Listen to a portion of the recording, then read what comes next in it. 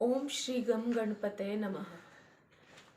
दोस्तों, मैंने कई बार देखा, कई बार सुना और आज अपने अनुभव को आपके साथ बांट रही हूँ।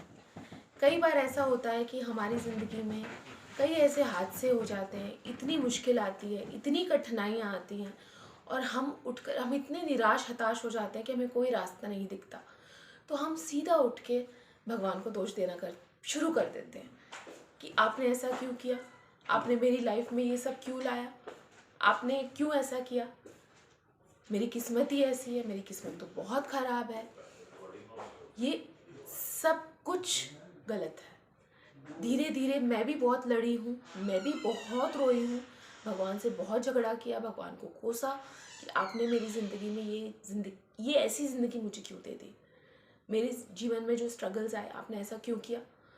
लेकिन जब धीरे धीरे मुझे समझ आने लगी, टाइम निकलता गया, उस कष्ट से मैं निकलती गई, तब समझ में आया कि ईश्वर हमारे लिए वो रास्ता है जो हमें उन कठिनाइयों से बाहर निकालते हैं। हम ईश्वर को दोष नहीं दे सकते, हम अपनी किस्मत को कोस नहीं सकते। ये बहुत गलत बात है, क्योंकि जो भी हम भोग रहे हैं वो ये हमारे कर्मों का ही फल है।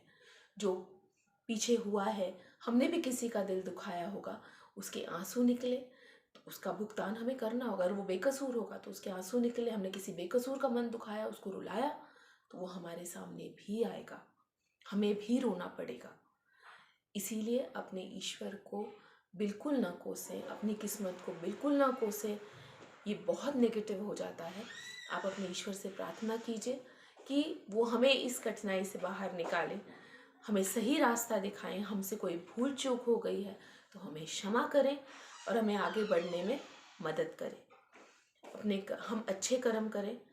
दूसरी बात ये, कई बार ऐसे होता है कि कितने लोगों के पास कितना कुछ होता है, लेकिन वो कभी किसी की मदद नहीं करते कि नहीं नहीं हम नहीं करेंगे, सहानुभूति दिखा देंगे कि भाई हाँ सब ठीक हो जाएगा तुम्हारा। लेकिन ऐसा नहीं होता। अगर आपके पास लोग फिर लंगर लगवाते हैं, दान पुण्य में चले जाते हैं। अरे जो इंसान तकलीफ में है आपके सामने, अगर आप ज़्यादा नहीं थोड़ा तो उसके लिए कर सकते हैं। आपकी वजह से, आपके थोड़े उस कंट्रीब्यूशन से उस इंसान का उस वक्त प्रॉब्लम सॉल्व हो सकती है, उसके चेहरे पर मुस्कुराहट आ सकती है। आपका दान पुण्य वो सब वहीं हो जाता है। ईश्वर, आप समझ लीजिए उस वक्त उस आदमी के चेहरे पर मुस्कान आ गई आपकी वजह से, आपकी पूजा ईश्वर ने स्वीकार कर ली। अपनी नीयत साफ रखें, ईश्वर का धन्यवाद करें कि उन्होंने हमें बहुत दिया है, बहुत हमको आगे खड़ा किया है।